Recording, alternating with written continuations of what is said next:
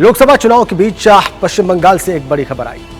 संदेश खाली में सीबीआई ने रेड की और शेख शाहजहां से जुड़े 2 ठिकानों पर सीबीआई की रेड हुई और इसमें एनएसजी को उतारना पड़ा। और इस रेड में सीबीआई को बड़ी मात्रा में हथियार बरामद हुए हैं, पिस्तौलें, कारतूस, ये हथियारों का जखीरा वहां से बरामद हुआ है। एनएसजी इस दौरान सीबीआई के अधिकारियों के साथ रही और एनएसजी की मौजूदगी में इस ऑपरेशन को अंजाम दिया गया। तीसरे फेज के लिए जारी धुआंधार चुनाव प्रचार के बीच पश्चिम बंगाल से हैरान करने वाली तस्वीर सामने आई। बंगाल के संदेश खाली में बड़ी मात्रा में हथियार और बम बरामद हुए। जिस वक्त बंगाल की 3 सीटों पर दूसरे फेज की वोटिंग चल रही थी, उसी वक्त सीबीआई ने संदेश खाली में रेड कर दी। सीबीआई ने शेख शाहजहां से जुड़े 2 ठिकानों पर छापेमारी की। सीबीआई ने रेड के दौरान 7 विदेशी पिस्टल, 1 इंडियन रिवॉल्वर, 1 पुलिस की कोल्ट रिवॉल्वर, 348 कारतूस और कई देसी बम भी बरामद किए हैं। आपको ये जानकर हैरानी होगी कि इस पूरे इलाके में ऑपरेशन के लिए एनएसजी को मैदान में उतरना पड़ा। उधर इस मुद्दे पर सियासी बयानबाजी भी तेज हो गई है।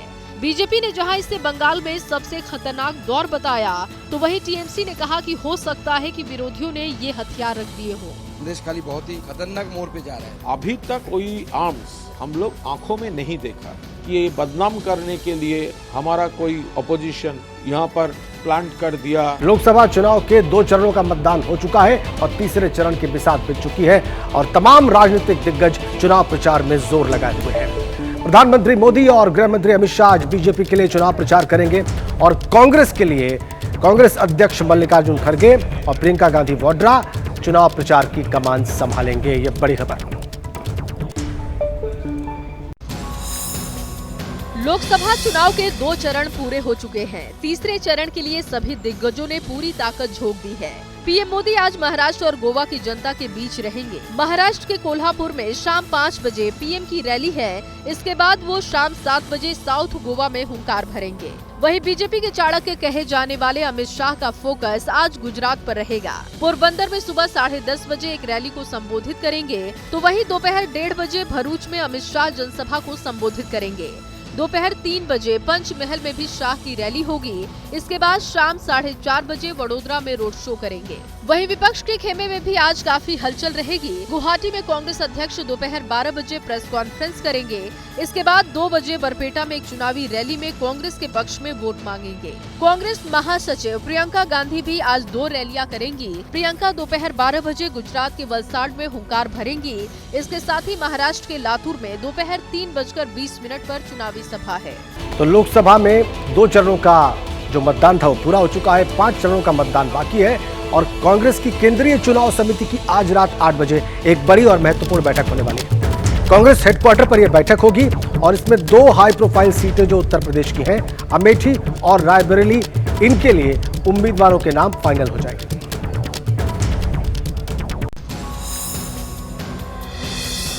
राजनीतिक गलियारों में इस बात की चर्चा तेज हो गई है कि अब राहुल गांधी के साथ उनकी बहन प्रियंका को भी चुनावी मैदान में उतारा जाएगा। लोकसभा चुनाव के 2 फेज का मतदान हो चुका है। इसी बीच आज रात 8 बजे कांग्रेस की केंद्रीय चुनाव समिति की बैठक होगी। कांग्रेस को अभी लगभग 11 सीटों पर उम्मीदवारों का ऐलान करना बाकी है, जिनमें यूपी की 2, हिमाचल की 2, पंजाब की 5, हरियाणा की 1 और लद्दाख की सीट शामिल है। आज होने वाली केंद्रीय चुनाव समिति की बैठक में अमेठी और रायबरेली की सीटों पर उम्मीदवार के नाम पर मुहर लग सकती है।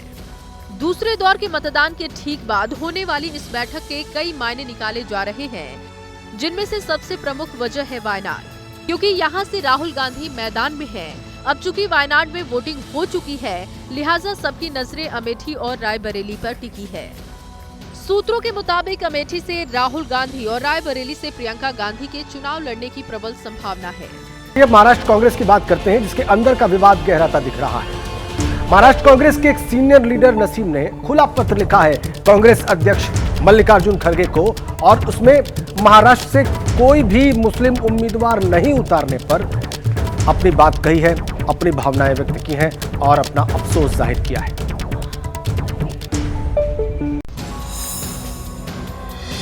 ऐसा लग रहा है कि लोकसभा चुनाव के दौरान ही महाराष्ट्र कांग्रेस को एक और बड़ा झटका लग सकता है। वजह है कांग्रेस नेता नसीम खान की आला कमान से नाराजगी। नसीम खान ने मल्लिकार्जुन खड़गे को ओपन लेटर लिखा है जिसमें उन्होंने सवालों की बौछार कर दी है। नसीम ने कहा है कि महाराष्ट्र की 48 लोकसभा सीटों में एमवीए ने एक भी मुस्लिम को उम्मीदवार नहीं बनाया। मुस्लिम कार्यकर्ता पूछ रहे हैं कि कांग्रेस को मुस्लिम वोट चाहिए लेकिन उम्मीदवार क्यों नहीं। मैं कांग्रेस पार्टी के इस अनुचित फैसले से नाराज हूँ, इसीलिए मैंने लोकसभा चुनाव 2024 के दौरान पार्टी के लिए प्रचार नहीं करने का फैसला किया है। मैं महाराष्ट्र लोकसभा चुनाव की प्रचार कमेटी से भी इस्तीफा दे रहा हूँ।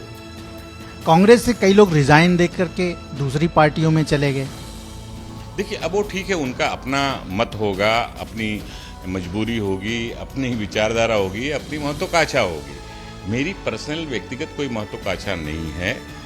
जब से दिल्ली के मुख्यमंत्री अरविंद केजरीवाल जेल गए हैं तब से जो आम आदमी पार्टी का चुनावी अभियान है उसको बड़ा झटका लगा है, उसको बड़ा आघात पहुंचा है और इसीलिए अब उनकी पत्नी सुनीता केजरीवाल चुनाव प्रचार के मैदान में उतर रही हैं। खबर है कि आज वो दिल्ली में आम आदमी पार्टी के उम्मीदवार के समर्थन में एक रोड शो करेंगे।